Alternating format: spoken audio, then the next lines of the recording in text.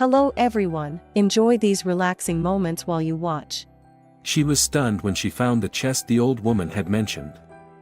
Helen walked past the Grand Cathedral where a group of tourists were taking pictures with their cameras to capture this rare occurrence. Helen felt a pang of envy, wishing she could feel safe and warm, even if just for a moment. Suddenly, as she turned a corner at Central Park, she saw something that made her stop in her tracks. There, in the snow, lay an old woman, her frail body motionless. For a moment, Helen hesitated. What should she do? Helping the old woman might cost her the chance to find food or shelter. But something inside her, perhaps the echo of her mother's teachings about kindness, urged her forward. She approached slowly, her feet leaving prints in the fresh snow. The old woman, with pale skin and blue-tinged lips, was barely breathing. Helen knelt beside her, feeling a mix of fear and compassion. "Ma'am, are you okay?" she asked, but there was no answer. A memory of her mother flashed in her mind, a faint image of better times, of warmth and laughter.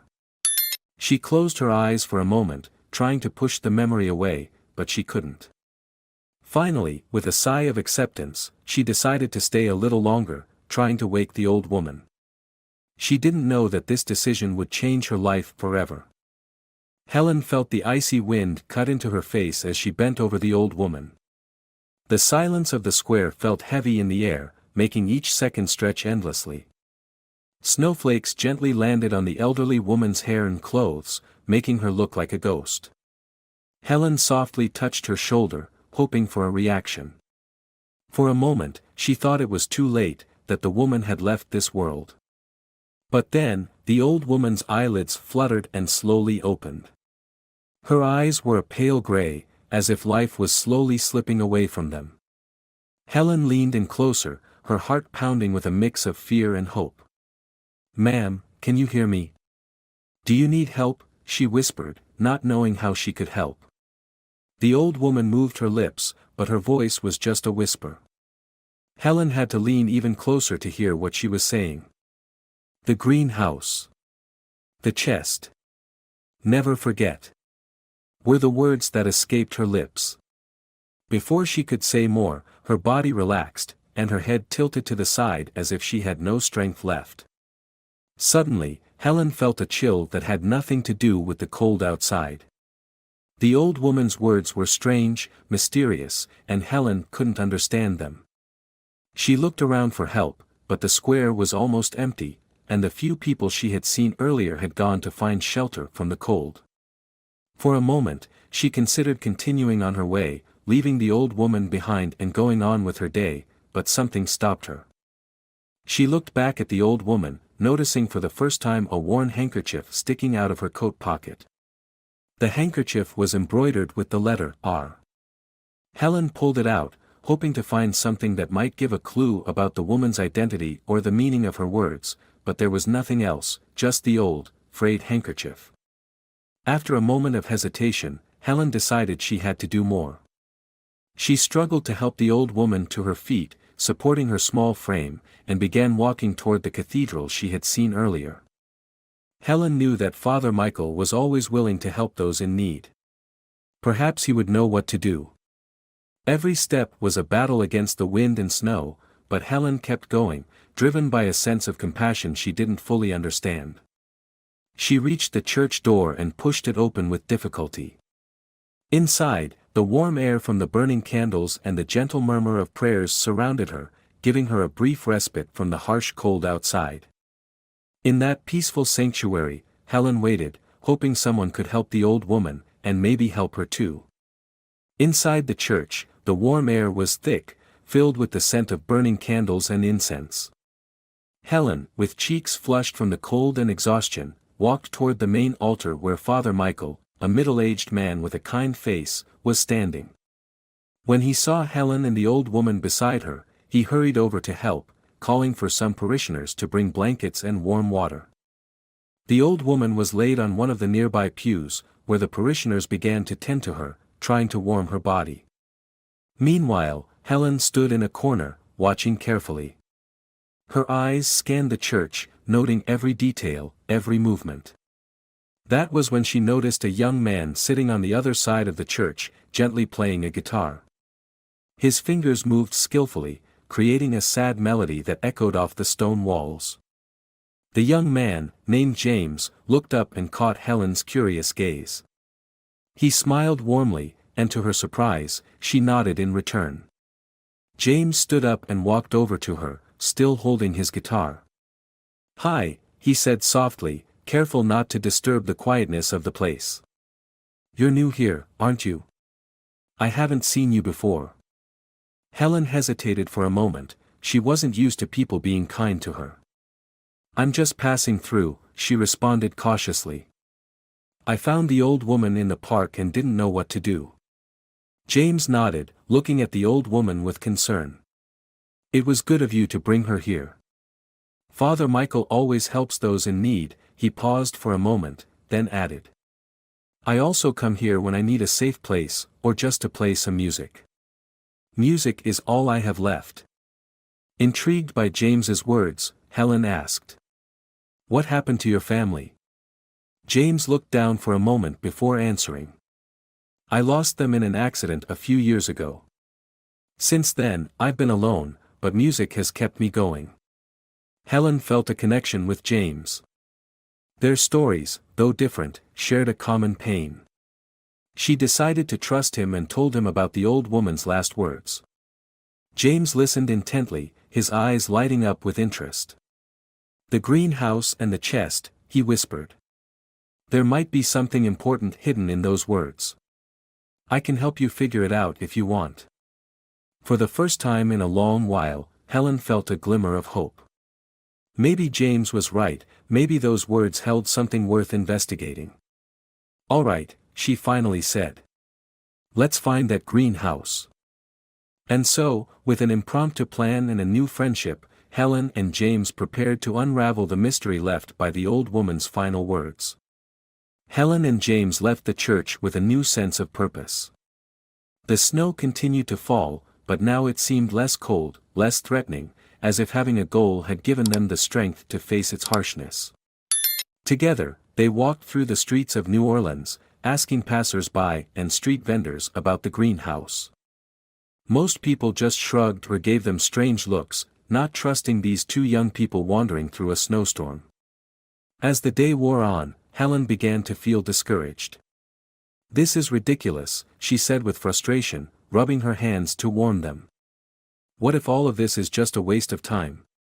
What if the old woman's words mean nothing?" James, ever the optimist, tried to comfort her.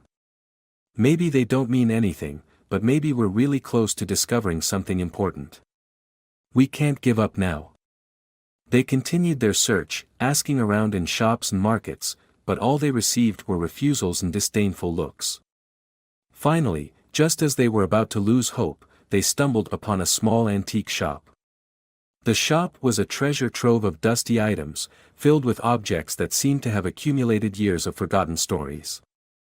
An old man, wearing thick glasses and a sweater, stood behind the counter, organizing some old books. "Excuse me, sir," James said as he cautiously approached. "We're looking for a house known as the Greenhouse. Have you heard of it?" The man slowly lifted his head, looking at the young pair with an unreadable expression. "The greenhouse, you say?" he muttered, as if digging through old memories alongside the books.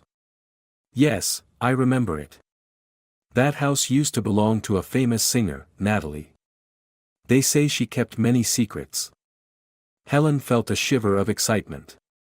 "Where is it?" she asked, trying to hide her impatience. The man pointed south and said, "It's in the outskirts of the city, abandoned for years now. No one goes near it much, they say it's haunted or something like that, but that's just old people's superstitions." Helen and James exchanged determined glances. They thanked the man and headed in the direction he had indicated. As they walked, they noticed someone was watching them from a distance. It was a man in a dark coat, moving stealthily through the shadows, trying not to be noticed. Helen quickened her pace and signaled James about the follower. James nodded and spoke quietly. "It seems we're not the only ones interested in the greenhouse. Both of them decided to walk faster, their fear and excitement growing with each step toward the mystery that awaited them. The greenhouse was not just an urban legend, it was real and held the answers Helen and James were determined to uncover. Helen and James finally reached the outskirts of the city, where the urban landscape gave way to more desolate areas. Eventually, they found the greenhouse. It was in a state of disrepair, with shattered windows and peeling paint, but it still retained an air of dignified elegance, a reminder of its former glory. It seemed as though the house had been frozen in time, resisting the pull of oblivion. "That's it," James whispered in awe. "The greenhouse." Helen felt a mix of thrill and fear. "Let's go in," she said. They pushed the front door, and it opened with a creaking, eerie sound. Inside, it was dark and covered in dust, with tattered curtains hanging limply from the windows, and old furniture scattered as if someone had left in a hurry and never returned. Helen pulled out a small flashlight she had brought and began to explore. In one room, they found an old piano covered by a white sheet. James, unable to resist, lifted the sheet and gently pressed a key, causing a discordant note to ring out in the silence. "This place must have been beautiful once," he whispered, imagining its heyday. Helen continued searching, guided by a hunch she couldn't explain. In a small room at the end of the house, she found an antique dresser with several drawers. She began opening them, finding personal items of Natalie's, old photographs, a pair of lace gloves, and finally, a tattered old journal. Her hands trembled as she opened the journal, carefully turning its yellowed pages. The first entries told of Natalie's happy days as a singer, of a life filled with music and adoring fans. But as she read further, the story grew darker.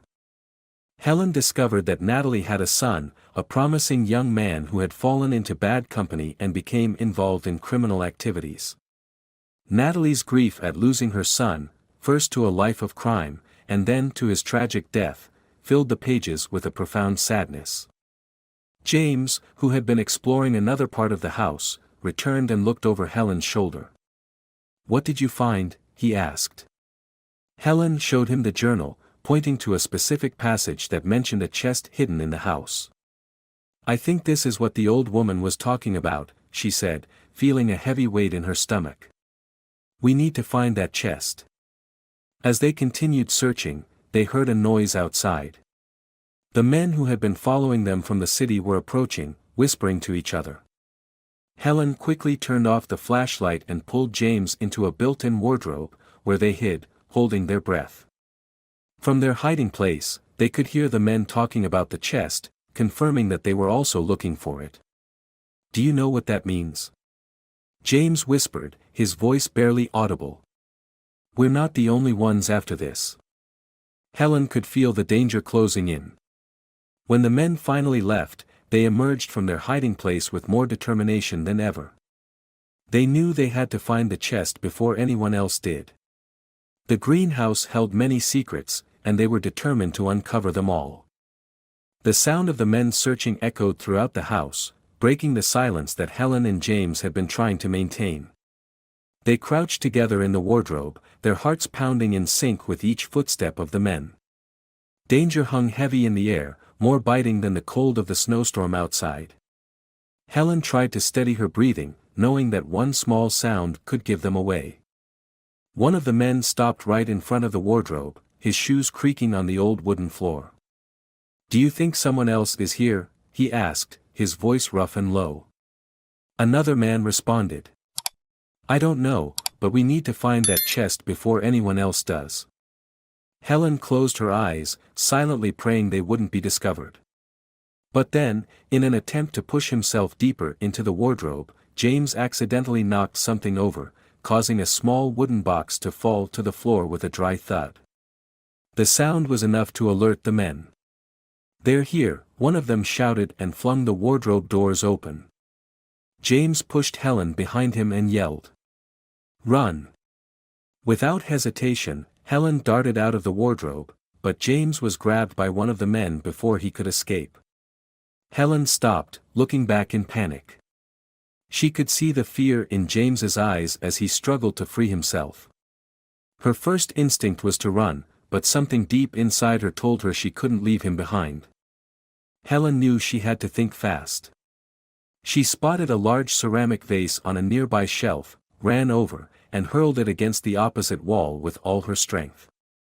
The vase shattered into thousands of pieces, enough to distract the men and give James a chance to break free from their grip. "Run now!" Helen yelled, and the two of them sprinted towards the exit. The men gave chase, but Helen and James managed to escape the house and dashed towards the nearby woods. The snow made each step difficult, but they didn't stop. They ran until their lungs felt like they might burst. Finally, they found a safe spot among the trees and collapsed, gasping for breath. James looked at Helen, his face a mix of relief and surprise. "I thought you were going to leave me behind," he admitted, his voice shaky from exhaustion and emotion. Helen shook her head, still trying to catch her breath. "I couldn't do that. We're a team, remember?" James's trust in her seemed to deepen at that moment. "Thank you," he said quietly. "Not everyone would have done that." As they sat there, recovering their strength, James recalled something. "I heard those men mention a corrupt cop," he said softly. "It sounds like they're working for him. This is bigger than we thought." Helen nodded, understanding the gravity of the situation. "We have to go back," she declared firmly. "There's more to the chest than we know, and we have to figure it out before they do." They both knew that returning to the greenhouse was a risk, but they had no other choice. Their lives were now tied to the mystery surrounding Natalie, and they were determined to uncover the full truth. As night fell over the city, casting a dark shadow, Helen and James decided to return to the greenhouse.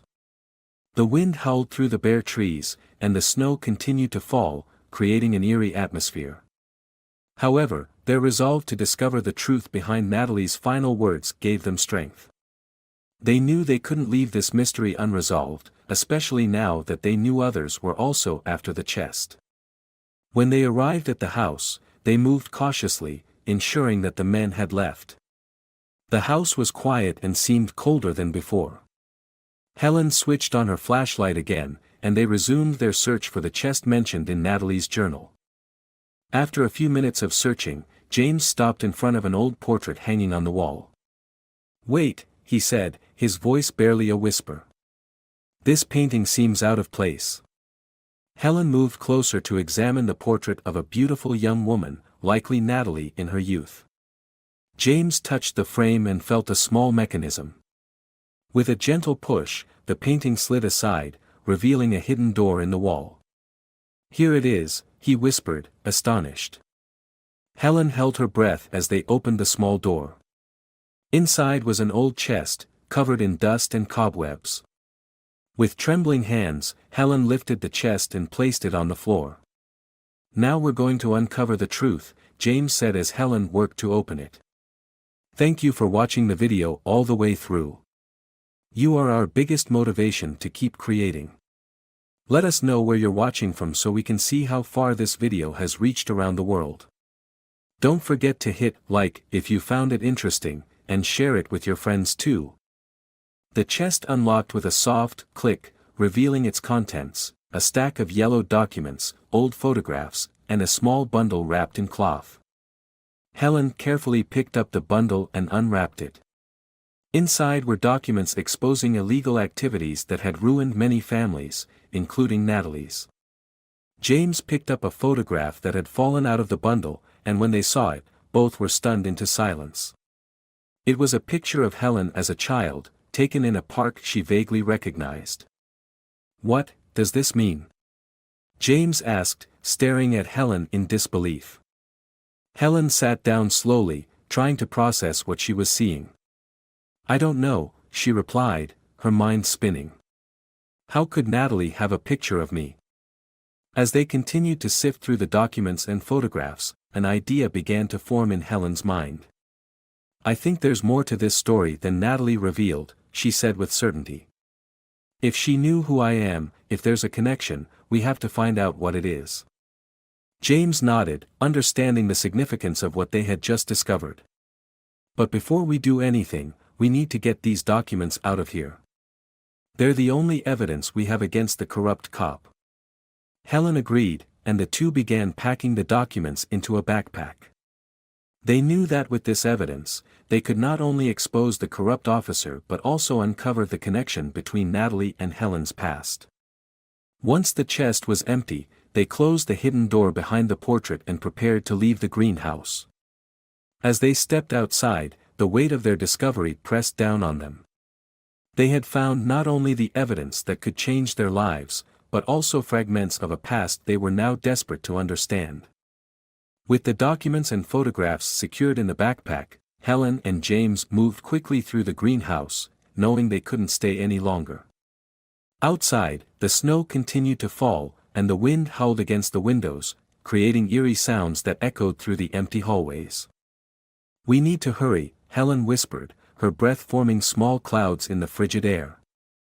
James nodded, his face serious as they made their way toward the back door to avoid being seen.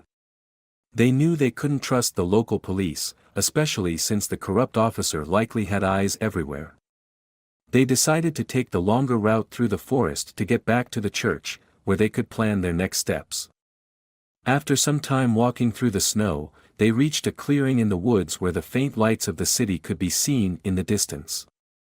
"We're almost there," James whispered, trying to stay optimistic. But just as they thought they were safe, they heard the sound of breaking branches and voices getting closer. Before they could react, they were surrounded by the same men who had followed them to the greenhouse. They knew they couldn't let the documents fall into the wrong hands, as it was their only chance to expose the corrupt cop. "We don't know what you're talking about," Helen replied, trying to sound defiant even though fear gripped her heart. "We know you found something important," one of the men stepped forward. "We don't want to hurt you, but if you don't cooperate, we have no other choice." Just as the situation seemed like it was about to turn violent, a figure appeared among the trees. It was Father Michael, accompanied by several members of the community, some holding flashlights and makeshift tools. "Stop!" Father Michael's commanding voice rang out in the cold air. "I won't let anyone else suffer because of the corruption in this city." The men froze for a moment, surprised by the unexpected arrival. In the confusion, James quickly scooped up a handful of snow and threw it into the face of the man holding a gun, creating a brief moment of chaos. In the commotion, Helen and James ran toward Father Michael and the community members, who quickly formed a protective circle around them. The man with the gun, still rubbing his eyes from the snow, shouted orders to his men to catch them, but the community members, filled with anger and courage, advanced, forcing the men to retreat. "This isn't over," one of the men warned before they all disappeared into the dark forest. Helen, still panting, looked at Father Michael with deep gratitude. "Thank you, Father," she said sincerely. "We didn't know if we could get out of this." Father Michael nodded, smiling reassuringly. "You're not alone in this. We're all tired of living under fear and injustice. If these documents are real, we'll use them to make sure justice is served." With a renewed sense of determination, Helen and James followed Father Michael back to the church. They knew the road ahead would be dangerous, but they also knew they were no longer alone. With the support of the community, they had a real chance to change things, to bring down the corrupt system that had caused so much suffering in their lives and the lives of many others. Back at the church, Helen and James found a moment to rest. The soft flickering candles on the altar cast dancing shadows on the stone walls. The incriminating documents they had found in the chest were spread out on a table in front of Father Michael and some community members, who examined them with serious expressions. "These documents are enough to expose the corrupt cop," Father Michael broke the silence. "But we need a strategy. We can't simply hand them over to the police, especially if he has allies everywhere." An older woman in the group, named Helen, nodded in agreement. "We could contact some trustworthy journalists," she suggested. "Make sure this information gets public before anyone can cover it up." Helen looked around at the people surrounding her, feeling a wave of gratitude not just for their help but for their shared determination to fight against corruption and injustice. For the first time in a long while, she felt like she belonged to something bigger than herself. The church, once a place of refuge in a moment of despair, had now become the center of a movement seeking truth and justice. As the discussions continued, James came over to Helen. "How are you feeling?" he asked softly. Helen smiled lightly, though her mind was still racing with thoughts. "I feel like we're doing the right thing, that all of this is worth it. But I can't stop worrying about what might happen next." James nodded, his expression serious. "Fear is normal, but you're not alone. We're all in this together." The conversation shifted towards the future of the documents. They decided they needed more support to ensure the safety of the documents and everyone involved. The community split into groups. Some would reach out to trustworthy journalists, others would monitor the activities of the corrupt cops' allies, and some would protect the church and the sanctuary they were building. Amid the hustle, Helen had a moment of clarity. She remembered Natalie's final words and how they had led her here. She decided she didn't want everything that had happened to just solve a mystery. She wanted to create something lasting, something that could help others like her and James. "You know," she said, breaking the silence. "I think I want to do something with the little house I inherited from Natalie. I want to turn it into a shelter for kids like us, kids with nowhere else to go." James looked at her with admiration. "That sounds amazing. I want to help you." The days that followed became a whirlwind of activity. Helen, James, and the community members began working on the greenhouse, cleaning and repairing it. Bit by bit, the house transformed from a gloomy, forgotten place into a warm and welcoming refuge. They repainted the walls, fixed the roof, and planted flowers in the front garden. Every day, more and more people joined them, contributing their time, skills, and resources. Helen was both surprised and moved by the generosity of the people around her. Despite all the hardships and challenges they had faced, she was now surrounded by people who believed in a better future. As the shelter began to take shape, so did her hope. Some neighbors brought clothes and food, while others offered to teach and hold workshops for the children who would come to the shelter. The community came together in ways Helen had never imagined. One afternoon, while taking a break on the front steps of the greenhouse, Helen looked around and saw James working in the garden, children running and playing, and adults chatting and laughing while working. She realized she had found something she never thought she would have, a family. The house, once filled with secrets and sadness, now echoed with laughter and hope. James walked over, wiping his hands on a cloth. "What are you thinking about?" he asked as he sat down beside her. Helen sighed, smiling. "I'm thinking about how all of this started from a few words from an old woman I never really knew, and somehow, they led me here, to this moment. It's like she knew I needed to find this place, these people." James nodded, looking at the work they had done. "Sometimes the smallest things can change everything. Maybe she knew you would find a way to do something good with her legacy." Helen nodded, feeling the warm sunlight on her face. She knew there was still much work to be done, many challenges to face, but for the first time in a long time, she felt ready. She was surrounded by people who supported her, who believed in her, and that made all the difference. "And now," James said, smiling, "let's make this place a home we can all call family." Helen smiled, feeling like she had finally found her purpose. The greenhouse was no longer just a shelter, it was a symbol of new life, of hope and redemption for everyone who walked through its doors. Several months had passed since Helen and James began transforming the greenhouse into a shelter for street children. The house, once a symbol of mystery and sorrow, was now filled with life and hope. The children who came were greeted with smiles, warm meals, and a safe place to sleep. Every day, more community members came to help, whether by teaching, cooking, or simply spending time with the children. Helen had become a central figure at the shelter.